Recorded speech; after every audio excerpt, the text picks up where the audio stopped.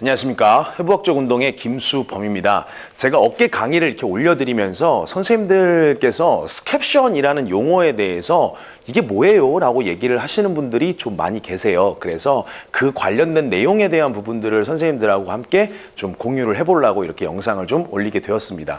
먼저 스캡션이라고 하는 건 스카폴라 플랜의 약어라고 생각을 해보시면 돼요. 그러면 스카폴라 플랜이 뭐야? 라고 하는 개념이 스카폴라의 뼈가 갖고 있는 면에 대한 방향성을 의미하거든요. 그 방향이 예를 들면 우리 몸은 시상면, 이마면, 가로면의 회전 운동의 개념들을 다 가지고 있어요. 그러나 어깨는 조금 구조가 다른 게 어깨면이라는 게 하나가 더 있어요. 그래서 유일하게 숄더에서만 면이 4개가 있다라고 생각을 해보시면 1차적으로 맞아요. 그게 어떤 개념이냐면 예를 들면 이마면이라고 하는 건 우리가 축이라고 하는 개념, 시상축에 대해서 돌림 운동을 하는 요 개념인 거잖아요. 지금 이게 머리 위에서 보는 거기 때문에 제가 이렇게 표현한 거거든요. 그러니까 얘가 이런 움직임을 한다는 거예요. 이걸 앞에서 보여드리면 시상축이라는 게 이런 개념이 있고 요런 움직임이 나오는 걸 우리가 이마면이라고 합니다. 다만 이마면에서 정의되는 건 90도 방향을 표현하기 때문에 옆에서 보시게 되면 순수하게 축에 대한 90도가 이런 방향이 되는 거예요. 이해되시죠? 그걸 이마면이라고 합니다. 근데 요 이마면을 기준으로 한번 이렇게 제가 그어놓고 극상근을 기준으로 이렇게 한번 제가 표현해 보면 요 각도가 30도 정도가 나오거든요. 이 30도 관련된 기준을 GH 관절이라고 하는 오목이팔 관절, 관절화 상완관절에 대한 개념으로 놓고 봤었을 때 어깨뼈가 살짝 내회전되어 있는 방향에 대해서 상완 골두도 이렇게 내회전의 방향을 가지게 되거든요. 그때 표현되는 용어가 리트로버전 30도라고 하는 뒤경사 30도에 대한 방향을 쓰게 됩니다. 자, 뒤쪽의 방향이 30도만큼 오픈이 되어 있다고 생각하시면 돼요. 그래서 요 기준의 30도 방향만큼 극상근의 기준에 앞으로 와 있는 게 이마면보다는 앞쪽의 방향을 가지고 있다라는 의미에서 스캡션, 스카폴라 플랜이라는 용어를 사용하게 됩니다. 자, 제가 이 스캡션 방향에 대한 기준을 표현할 때 선생님들한테 이렇게 표현을 드렸어요. 스카폴라 플랜이라고 하는 자세는 이마면에 대해서 대략적으로 30도만큼 이렇게 앞으로 와 있는 자세를 얘기하는데 이 자세에서 벌림을 하게 되면 관절의 위치가 굉장히 취약한 상태가 된다. 이 말을 저는 부피라는 걸로 표현을 드렸어요. 관절은 주머니거든요. 어떤 공간을 의미하는 거예요. 관절 안에. 그래서 우리가 조인트 캐비티라는 용어를 쓰는 이유가 그냥 오픈되어 있는 게 아니라 뼈와 뼈가 마주하는 관절 안에 윤활액을 기준으로 안쪽에서부터 출발할 때 멤브레인이라고 하는 윤활막, 그 위층에는 조인트 캡슐이라고 하는 관절 주머니, 윤활막과 관절 주머니에 음압이라고 하는 관절 내 압력을 유지하고자 맨 바깥층에는 인대들이 덮여 있는 거거든요. 근데 관절의 부피가 커졌다라고 하는 건 막말로 뼈와 뼈의 이동 동선이 굉장히 커지는 거잖아요. 그러다 보니 우리가 삼각근을 기준으로 벌림을 하고자 할 때 위쪽으로 굴러가려고 하는 병진 운동의 양이 난다. 다시 말하면 축이 없이 위로 올라가려고 하는 방향성이 나오게 된다. 이때 극상근에 대한 압력, 부딪힘, 충돌, 핀칭, 임핀지먼트 이런 용어를 사용하게 되는 겁니다. 자, 그러니까 이 방향을 기준으로 사이드 레터럴 레이즈에 대한 방향성은 1차적으로 나오는 건 맞는데 그게 삼각근과 극상근에 대한 기준점으로 놓고 봤었을 땐 GH 관절을 싸고 있는 관절 자체가 불안정성을 굉장히 높이 갖고 있기 때문에 선생님들께서 이 불안정성을 해결하는 다른 어떤 힘에 대한 방향성을 끌고 오지 않은 상황에서 델토이드라고 하는 측면부와 극상근에 대한 운동 방향을 그대로 줘버리게 되면 어깨 찝힘의 과정들이 시간이 가면 갈수록 더 크게 일어날 수밖에 없다라는 내용으로 제가 설명을 드린 거예요. 근데 이 스캡션 방향을 제가 보여드리면서 선생님들께 표현 들었던 것 중에 하나가 이걸 표현하고 싶어서 이 스캡션 방향에서 이 선을 근 게 아니라 사실은 이거에 대해서 90도 면의 방향을 하나를 더 만들게 되면 요게 이제 흔히 얘기하는 프론트 레이즈가 되는 거거든요. 전면 삼각근이라는 운동으로 방향성을 가져가게 되잖아요. 그래서 선생님들이 전면 삼각근 운동을 이렇게 했을 때보다 이런 방식으로 가로면에서 모음 동작을 조금 추가를 해주시게 되면 전면 삼각근에 대한 구심성 작용에 의해 볼륨의 두께를 훨씬 더 크게 만들 수가 있거든요.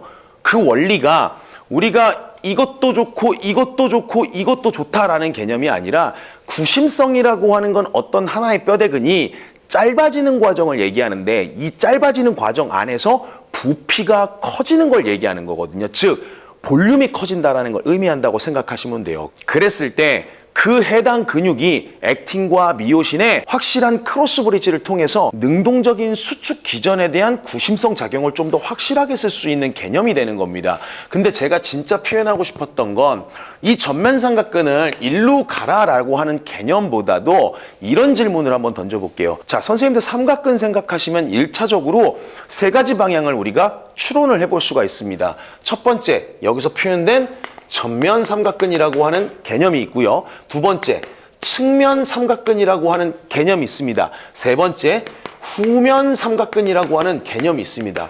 자, 이 중에 가장 먼저 해야 되는 운동은 뭘까요? 이 질문에 대해서 선생님들이 한번 곱씹어서 고민 한번 해봐 주세요. 자, 결과부터 말씀드리면 전면 삼각근이 가장 먼저 우선시 되어야 합니다.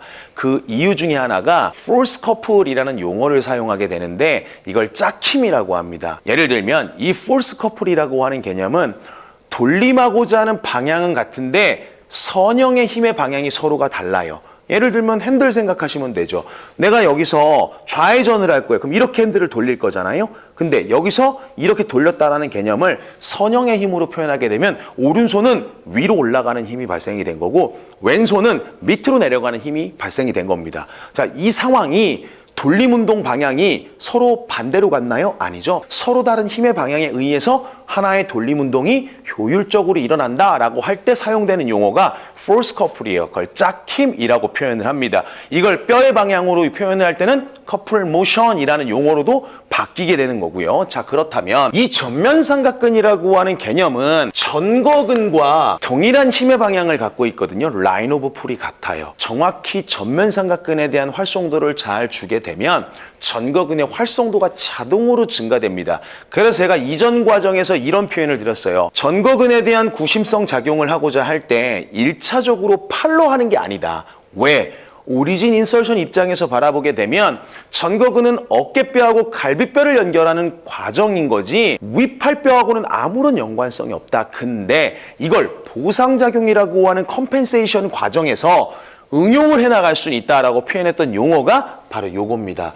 두 번째, 측면 삼각근 개념에서 놓고 보게 되면 이 측면 삼각근이라고 하는 건 극상근이라고 하는 녀석과 상호작용해서 커플 모션을 가져가게 됩니다. 세 번째, 후면 삼각근이라고 하는 녀석은 상완 삼두근의 장두라고 하는 녀석과 또 상호작용을 하게 됩니다. 그래서 결국 요 방향만 놓고 봐도 여기서 이해해야 하는 한 가지가 뭐냐면 어깨 운동을 한다라고 하는 건 단순히 어깨 볼륨이 커지는 개념으로 접근하는 것이 아니라 우리가 어깨에 대한 기준점을 잘 알고 있어야 되거든요. 그 어깨에 대한 기준점은 완전 벌림이라는 걸로 표현합니다. 그래서 선생님들이 어깨가 안 좋을 때 정형외과 같은 데 가시면 의사 선생님이 꼭 한마디 하는 게 있어요. 팔을 한번 이렇게 벌려보세요 라고 얘기를 합니다. 왜 이런 얘기를 하냐면 단순하게 영상에서 보는 입장에서는 팔이 이렇게 벌어진 게 그냥 팔을 벌린 거야 라고 볼 수 있지만 이 완전 벌림을 하기 위한 전제 과정은 단순히 팔만 움직이는 게 아니라 등뼈, 쇄골뼈, 어깨뼈, 위팔뼈가 다 움직여야 되는 상황이 필요해요. 심지어 팔굽관절에서 동원되는 바이셉스 브라키라고 하는 녀석들도 동원이 돼야 됩니다. 그렇기 때문에 동작은 하나일지라도 보고자 하는 협력에 대한 기준점의 관절만 일단 4개가 넘어가요. 왜? 팔굽관절까지 포함하게 되면. 그렇기 때문에 한 동작으로 표현하고자 할 때 이 사람의 관절이 어디에 문제가 있는지를 1차적으로 평가를 하려고 하는 것이고 그 평가된 기준에서 어느 관절에 문제가 있나라는 걸 보려고 하는 거예요. 그래서 완전 벌림에 대한 개념은 한 동작으로 표현되지만 이 한 동작을 만드는 원인은 하나의 뼈에서 일어나는 게 아니라 관절 자체만 놓고 보더라도 최소 4개 이상의 관절에서 협응 능력을 갖췄을 때 비로소 완전 벌림이 나오는 거거든요. 그러면 제가 이 얘기를 왜 들었냐.